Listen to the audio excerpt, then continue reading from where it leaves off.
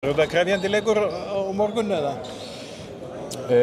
Já, það verður það. Við ætlumst til að við vinnum og við erum betri og spila heima, svo ef allt er eðlilegt þá að vinna þennan leik en þú þarft að hafa fyrir því. Við höfum flaskað okkur á því áður að mæti ekki all in og þá er þetta bara vesen.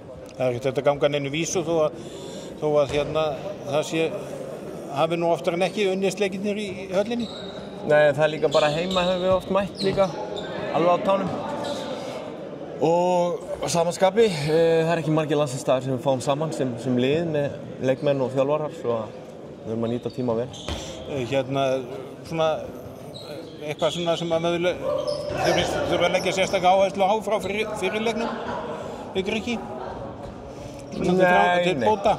Þetta eru bara smáatriði hér og þar.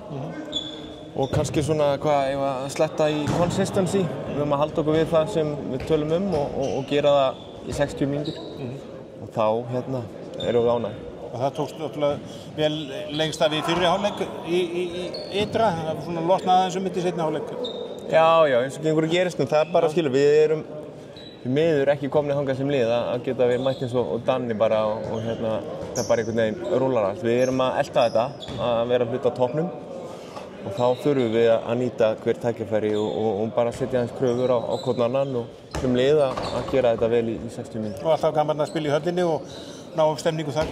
Frábært. Og maður setni með tímanum þá fattar maður að þetta eru fáir leikir sem hún fær í höllinni, svo láta það að telja.